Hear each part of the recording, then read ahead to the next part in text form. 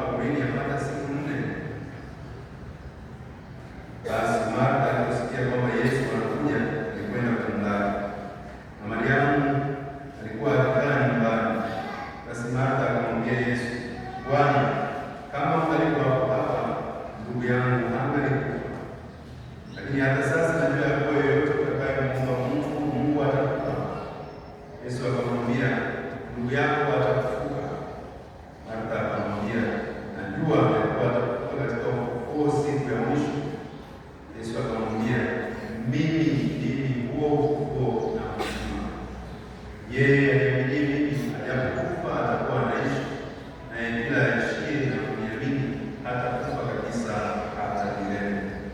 Je, mnayasadiki hayo? Akamwambia, naam Bwana, mimi nimesadiki ya kwamba wewe ndiwe Kristo, mwana wa Mungu, yule ajaye mbinguni. Naye alipokwisha kusema hayo, alikwenda zake, akamwita Mungu lake Mariamu barakani, akisema, Mwalimu yuko anakuita. Naye aliposikia, aliondoka upesi akamwendea. Yesu alikuwa hajafika ndani ya kijiji, lakini alikuwa karibu pale pale alipomlaki Martha. Basi wale Wayahudi waliokuwapo na Mariamu nyumbani wakimfariji, walipomwona jinsi alivyoondoka upesi na kutoka, walimfuata, Mungu akidhani ya kuwa anakwenda kaburini ili alie huko. Basi Mariamu alifika pale alipokuwa Yesu na kumwona, alianguka miguuni pake, akamwambia, Bwana, kama ungalikuwapo hapa, ndugu yangu hangalikufa. Basi Yesu alipomwona analia na wale Wayahudi waliofuatana naye wanalia, alikuwa rohoni, akafadhaika roho yake, akasema, mmemweka wapi? Akamwambia, Bwana, njoo utazame. Yesu akalia machozi. Basi Wayahudi wakasema, angalieni jinsi alivyompenda. Basi wengine wao wakasema, je, huyu aliyemfungua macho yule kipofu hakuweza kumfanya mtu asife?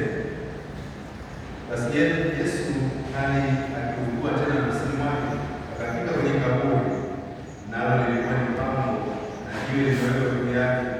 Yesu akasema, liondoeni jiwe. Martha dada yake aliyemfariji akamwambia, Bwana, ananuka sasa, maana amekuwa maiti siku 4. Yesu akamwambia, mimi sikukuambia kwamba ukiamini utaona utukufu wa Mungu? Basi aliondoa lile jiwe. Yesu akainua macho yake juu akasema, Baba, nakushukuru kwa kuwa umenisikia, nami najua ya kuwa wewe wanisikia siku zote, lakini kwa ajili ya mkutano huu wanaohudhuria nalisema haya, ili wapate kusadiki kwamba ndiwe uliyenituma. Naye kisha kusema hayo, akalia kwa sauti kuu, Lazaro, njoo huku nje. Akatoka nje yule aliyekufa amefungwa sanda miguuni na mikononi, na uso wake umefungwa leso. Na Yesu akawaambia, mfungueni mkamwache aende zake. Basi wengi katika Wayahudi waliokuja kwa Mariamu na kuyaona yale aliyofanya wakamwamini. Injili ya Bwana.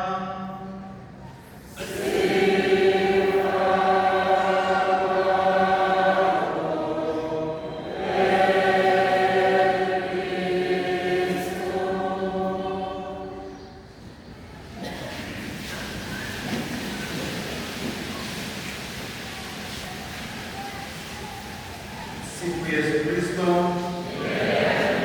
Mungu ni mwema na kila wakati.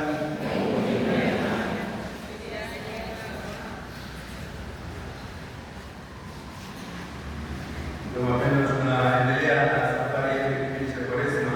Hii ni Dominika ya 5,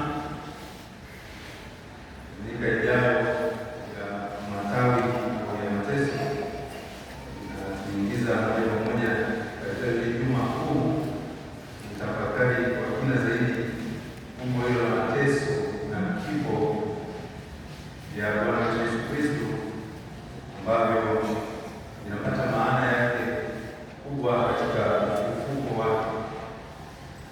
Na polepole masomo yetu yanatuelekeza kwa ndani zaidi kidogo tafakari juu ya fumbo hilo. Somo la Injili tulilosikia ya Yohane ni simulizi ambalo ni maarufu, nimeshalisikia mara nyingi, na tunaelekezwa kutafakari upendo wa Mungu ambao mara nyingi unajidhihirisha kwetu katika namna zile tusizozitarajia, tusizozitegemea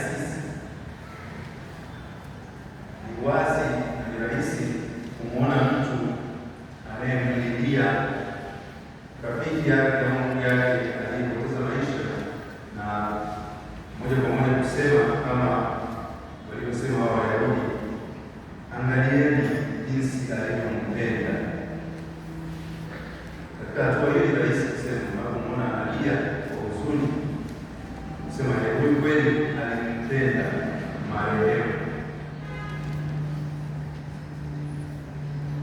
Lakini Yohana anatuelekeza kwa namna ya tofauti kidogo kufikia kwenye hitimisho hilo hilo, akasema angalieni jinsi alivyompenda kabla ya kifo. So hii pia tunahojiwa mara kwa mara, tuko wepesi mara nyingi wa kufanya mambo mengi sana kwa ajili ya marehemu, lakini wakati anapokuwa kwa taarifa asubuhi sana, akishakufa waona anajitolea kila wepesi wa kusema baada ya kifo, ili pengine watu waweze kumwambia sasa lakini jinsi walivyompenda. Lakini je, wakati wa taarifa za kuugua kwake kuchukua hatua gani? Ndicho anachofanya Yesu, ingawa kwa namna ya kinyume. Familia hii ya Lazaro, Martha, Mariamu na watu wa karibu na Yesu si watu tu wowote wale wanaomwendea kumwomba awasaidie fulani. Hapa pale Yesu alikutana na watu wa namna hiyo, wanaokuja tu na kumwambia Bwana, naomba unisaidie niweze kuona, au mimi niweze nisaidie niweze kutembea, na anawaponya watu hao. Wakati mwingine anakutana na Wasamaria, watu ambao hawaelewani sana na Wayahudi, na katika shida na mahangaiko yao anawasaidia, anawaponya. Lakini safari hii Yesu anakutana na swala la pekee sana linalogusa marafiki zake wa karibu, Martha, Mariamu na Lazaro. Hawa kina dada wawili wanamtumia Yesu ujumbe kwamba Lazaro anaumwa.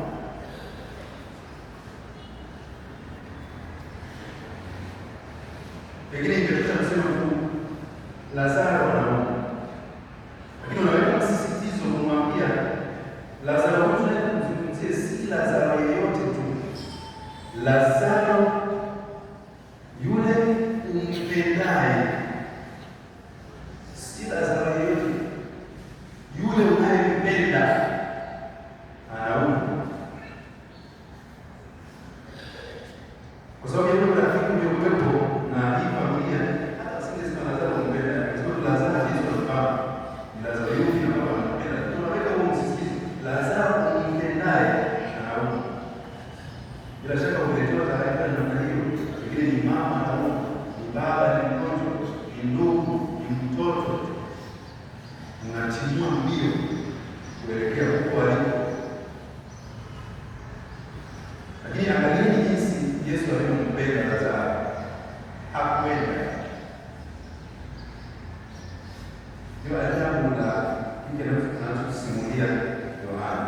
Upendo wake unaoonekana si katika kupiga kwake mbio kwenda kwa Lazaro ili kuzuia kile kifo, ili kuzuia ule ugonjwa.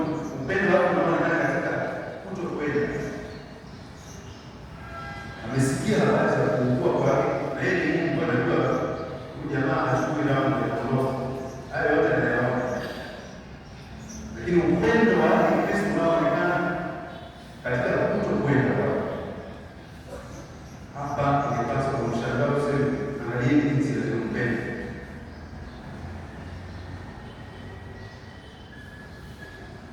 Mara ngapi wazazi natamani kufanya kila kitu kwa ajili ya mtoto.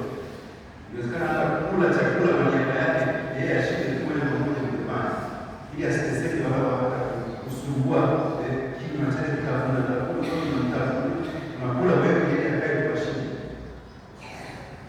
Angalieni jinsi tunavyowapenda watoto. Zile mbio na harakati za kujaribu kumzuilia kila aina ya, hata kama maumivu kidogo, kama mateso kidogo.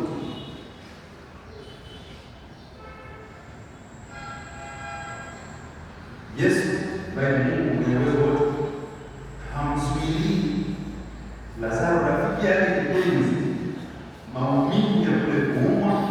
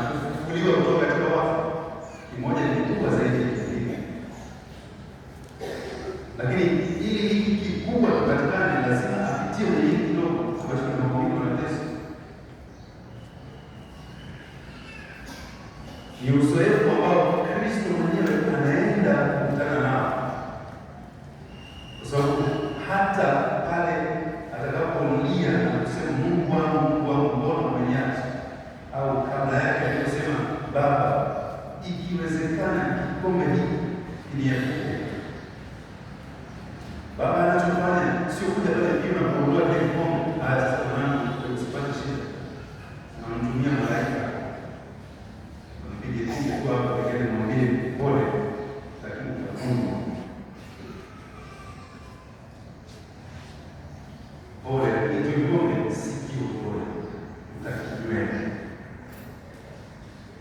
Ndio maana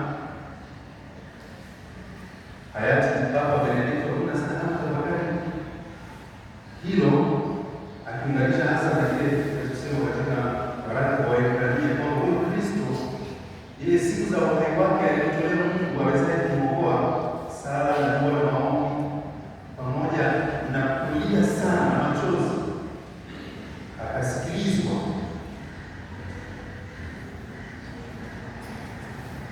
Papa Benedikto aliuliza alisikilizwaje?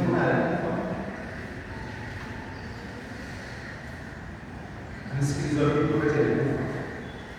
Tafakari yake inampeleka mbele zaidi katika utimilifu wa kile ambacho huyo Kristo amekifanya. Ni mara nyingi, lakini wasikilizaji hawakuwa wanasikia, walikuwa wanasikia mambo mengine yote. Mwana wa Adamu atakamatwa, atateswa, atauawa, hayo walikuwa wanasikia. Lakini siku ya tatu atakapofufuka ilikuwa haisikia. Mara zote alipotabiri bila mateso na kifo chake alihitimisha kwa kusema lakini siku ya tatu. Siku ya tatu wasikilizaji hawakuwa wanaisikia. Hata Petro akamwambia mtume wake, mheshimiwa, usiseme mambo ya ajabu ajabu. Kama utakamatwa, utauawa, utafanya mimi nitaenda na wewe. Kisha hakuna mtu. Ndio rudi nyuma shetani wewe. Uelewe unachosema. Sio tu kwa habari ya kuzuia mmoja na mmoja asifanyike, lakini pia nimesema na siku ya tatu, kwa siku ya tatu Kristo alitoa taarifa za kuja rafiki yake Lazaro anayempenda, na Yohana anasisitiza huo upendo, kwa sababu mbele kidogo atatuambia kwamba basi aliposikia kwamba hawezi, alikaa bado siku mbili pale pale alipokuwa, ili sasa kuondolea ukakasi kabla ya kunambaa. Anatuambia naye Yesu alipenda Martha na mama yake na Lazaro, naye alimpenda. Usifikiri kwamba alikaa kwa sababu alimchukia, anakaa kwa sababu hajali. Upendo wake uko hapa, upendo usiokusudilia. Huyo unayempenda kama mimi kidogo, kwa mateso kidogo, ambapo anapaswa kumsababisha kumtakasa, kumsaidia, lakini kwa sababu unajua umemwekea hapo, umemwandalia au unamwandalia au ameandaliwa kilicho kikubwa zaidi, kama vile ambavyo hapa pale muhimu zile promotion za hapa na pale na changamoto za hapa na pale kidogo zimkute mtoto kijana, kwa sababu ya kumwandaa kwa dunia inayosafiri hapo mbele. Dunia iliyoko mbele yake sio dunia ambayo kila mtu atakufanyia kila kitu, wewe usiteseke, usihangaike. Changamoto kidogo za hapa na pale za lazima. Kisha baada ya kuhakikisha kwamba ameshakufa, Yesu anaenda, anafika karibu na kijiji cha Bethania. Martha anasikia habari hizo, anatimua mtu wake. Martha ni mtu wa kuchukua hatua bila kuuliza mara mbili. Yesu alikuwa atembelea wakati fulani, akaingia jikoni mara moja na kwanza kushughulika hapa na pale. Martha ni mtu wa vitendo zaidi, ingawa Kristo alimrekebisha zaidi mtendo wake. Hapa anachukua hatua pia na kukimbilia huko hata hajafika. Anamwambia Bwana, kama ungalikuwa hapa duniani wasingekufa. Kuna tofauti hii hapa kati ya Martha na Mariamu. Martha atakaporudi nyumbani atampasha habari Mariamu ndugu yake, akamwambia mwalimu yuko anakuita. Mariamu atakapokimbia kama Martha alivyokimbia, Mariamu akifika ataanguka mbinguni pa tabia yake ile, kama alivyotembelea nyumbani kwao, aliketi mbinguni pa akimsikiliza Yesu. Martha alihangaika na mambo mengi. Hapa pia Martha anakimbia kwenye lake moja kwa moja, anaanza kumwambia Bwana, kama ungekuwepo ungekuwa sasa. Mariamu anakimbilia na ataanguka mbinguni pa. Tofauti ya Martha na Mariamu iko hapa, ingawa pia na yeye anamwambia Bwana, kama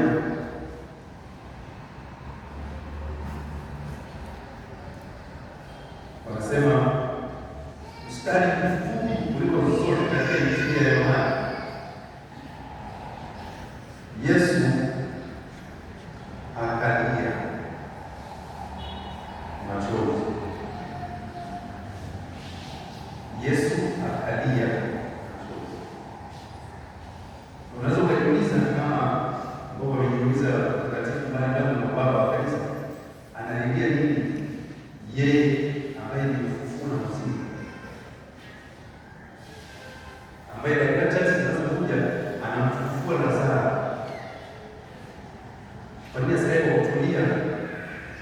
Angalia tu watu wanaolia, wanaohangaika, wahurumie. Waelewe tunachotaka kufanya kamili sija. Wanalia wanahuzunika. Lakini yeye mwenyewe analia kwa sababu Yesu aliwahi kama kujitenga na maisha yetu sisi wanadamu na hisia zetu na matatizo na changamoto zetu. Analia pamoja na wanaolia na awafundishe pia kulia, hasa wanaume mpo,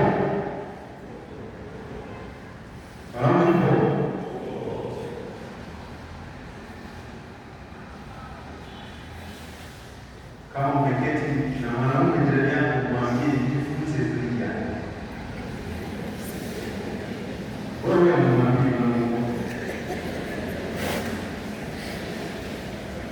mwambie jifunze kulia. Sababu tumeambiwa na nini? Wanaume hawapigi kazi, alafu yaliwekwa mengi moyoni, baadaye mioyo inafanya. Haijasema kwamba lazima ukasimama mbele stage uje pale kama mtakuona, lakini jifunze kulia hata kama ni chumbani, kwa sababu huyu anaingia hapa ni mwanaume, na tena yeye ni Mungu anaye uwezo, ambaye ana uwezo wa kutatua matatizo yote. Wewe huna uwezo wa kuyatatua hayo unayohangaika nayo. Mwenye uwezo wa kuyatatua yote analia machozi huyo hapa. Wewe jifunze tu kuyatoa, wacha yatoke tu, usikazane sana, usikomae. Kila siku naishia mahali pasipojulikana. Alitoka tu hapa asubuhi vizuri, sikia yote alianguka njiani. Jifunze kulinda, lakini kwa maana ya kutolea Mungu ile inayosema katika waraka wa Waebrania, yeye ambaye siku za uhai wake alitolea Mungu sana, alikuwa na maombi pamoja na kulia sana na machozi, alitolea Mungu, si mwanadamu. Machozi lazima yaelekezwe mahali sahihi, vinginevyo yanakuwa tu bure, yanapotea bure, hayana maana yoyote. Ndio tofauti na wasiojulikana. Kristo analia, nao wanaendelea kusisitiza kumkumbusha. Yohana anakumbusha, lakini pia hata Martha anakumbusha, anasema niondoeni hivi, anakumbusha Bwana, ni siku 4 sasa. Huyo mtu yuko huko ndani ananuka sasa bila shaka. Kwa nini siku 4? Anazungumzia na kusisitiza kwa sababu katika hali ya kitabibu iliyokuwa wakati huo na kwa taratibu za Kiyahudi, mtu akianguka hivyo amelala amepotea, haikuwa ni sinia au naweza kaanguka labda. Kwa hiyo ilipaswa aangaliwe kama katika hali hiyo kwa siku 3. Asipojigusa hata kidogo, inathibitishwa kwamba sasa ni kweli anakufa. Sasa hawa wanaambia Bwana, sio 3 ni 4.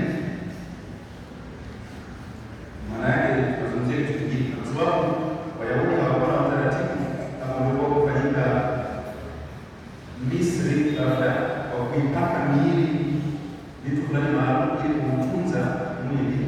Kwa hiyo miili ya kwao ilifanya siku watupa waenda, na ndani ya muda mchache mwili wa binadamu unakuwa mbaya sana.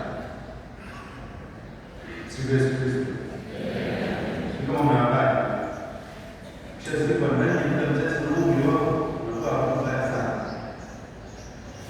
So mwili wako funika kwa ile jiwe, na yeye anasema toeni ile jiwe. Ndio Bwana anaanguka. Angesikuambia kwamba ungeniambia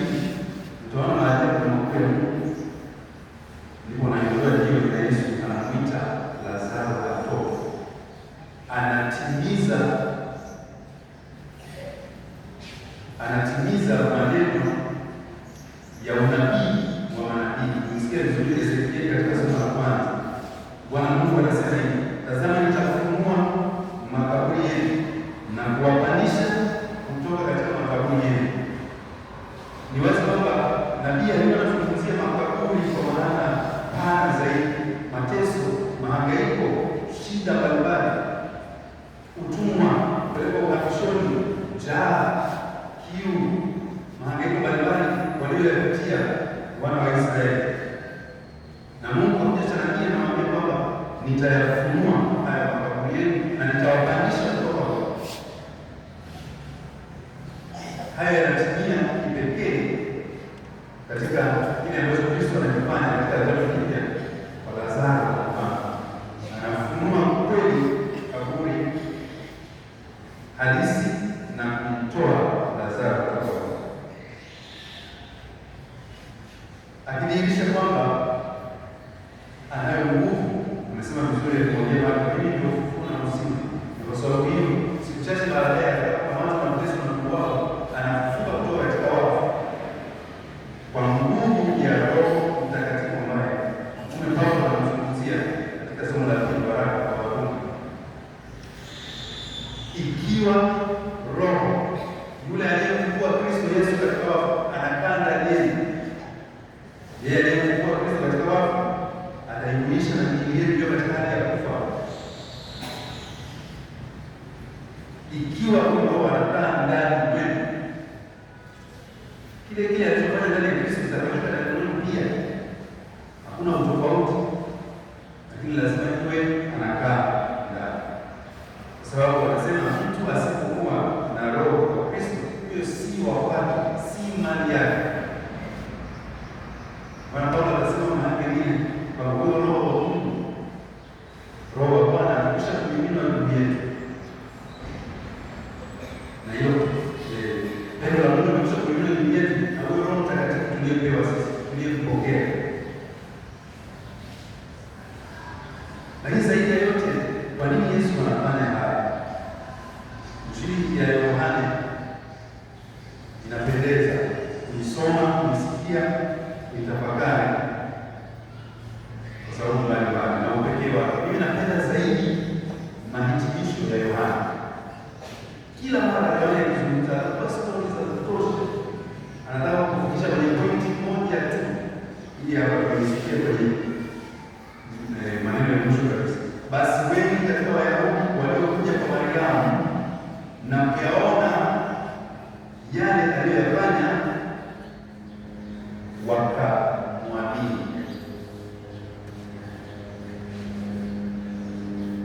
Wakayaona wakamwamini. Popote unapokutana na maneno hayo, wewe uhakika ni maneno ya Injili ya Yohana. Wakaona wakaamini, wakasikia wakasadiki, ama hawakuamini. Yohana anacheza na mchezo huo kuanzia mwanzo wa Injili. Kwa sababu hiyo ufufuo huu anaotenda hapa, ndio maana katika yale maneno ya sala yake anasema, Baba nakushukuru kwamba unanisikia. Baba, najua kwamba siku zote unanisikia. Ni lazima tu kusema hivyo mbele ya umati huu, ili wajue kwamba wewe ndio uliyetuma, ili waweze kuamini, ili waweze kusadiki. Kama lengo sio kusadiki, kama lengo sio kuamini, basi hakuna lengo lingine. Ndio lengo la miujiza ya Yesu, ndio lengo la mafundisho. Si ndivyo anavyosema Yohana mwanzoni kabisa mwa Injili yake kwamba alikuja kwa walio wake, lakini walio wake hawakumpokea.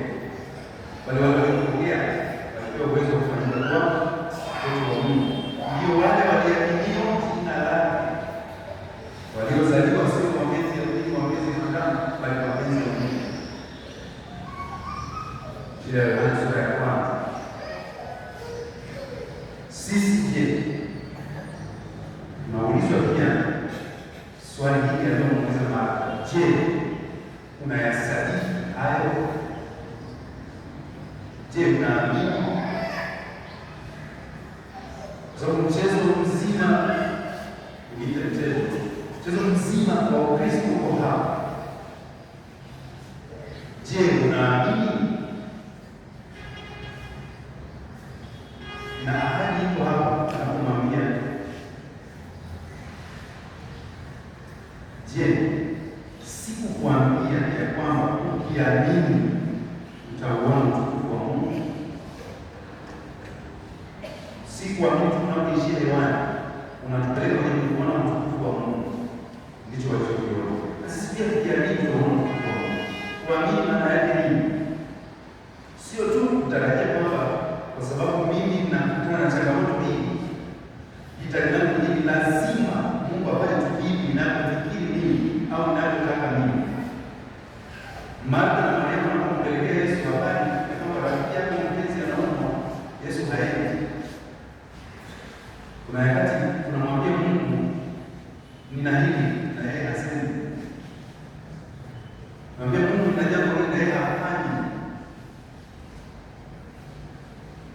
Mungu mbona umekaa kimya wala hajibu hata hivi?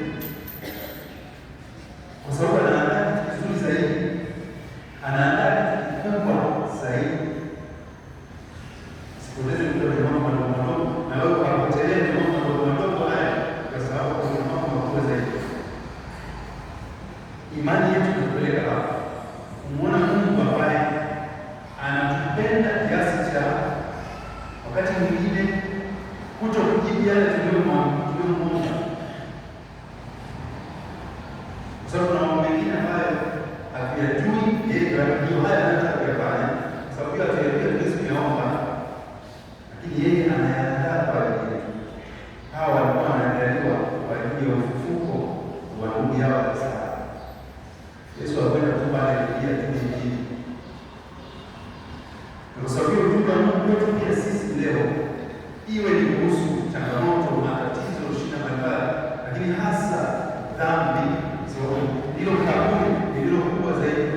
Ujumbe wake ni kwamba tazama, nitafungua makaburi yenu na nitawapandisha kutoka katika makaburi yenu, enyi watu wangu. Hayo maneno ya nabii Ezekieli. Nami nitawaingizeni katika nchi ya Israeli. Mtajua ya kwamba mimi ni Bwana nitakapofungua makaburi yenu na kuwatoa ninyi katika makaburi yenu, enyi watu wangu. Nitatia na roho yangu ndani mwenu, nanyi mtaishi. Msifu Yesu Kristo.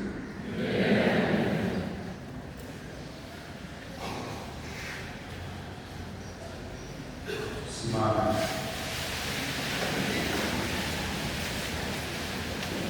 Nasadiki kwa Mungu mmoja.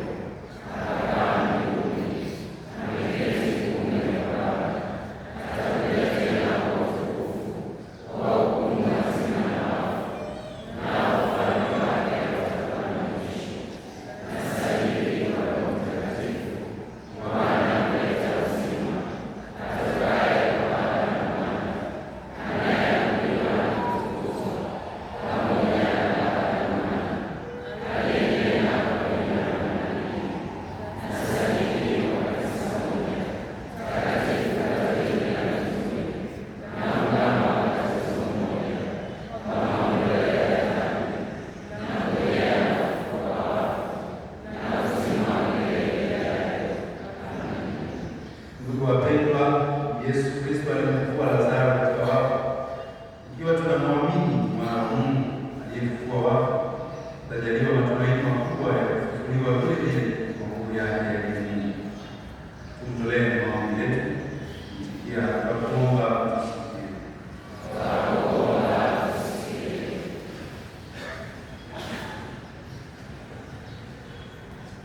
Kwa kufufua Lazaro katika wafu, alishinda mauti. Utupe matumaini ya kushirikishwa ushindi wa ufufuo wako, Ee Bwana. Wewe ni mshindi wa mauti, uvunje pingu ya nguvu za mauti na kuondoa hofu ya kifo ndani mwetu, Ee Bwana. Uvunje na uondoe ukaidi wa hukumu wa mioyo yetu na kutuongoza kwenye furaha za uzima wako, Ee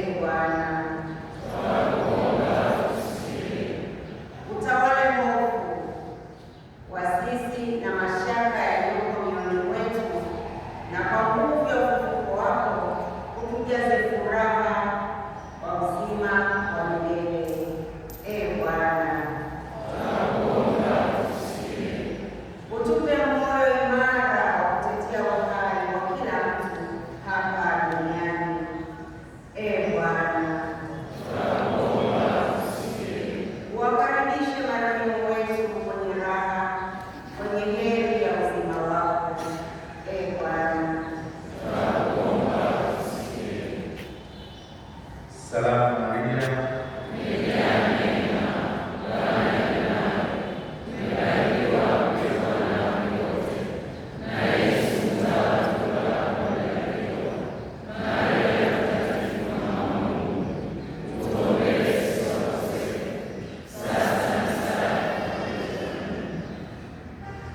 Ee Bwana, kwa kuwa wewe ni ufufuo na uzima, tunakutegemea utuokolee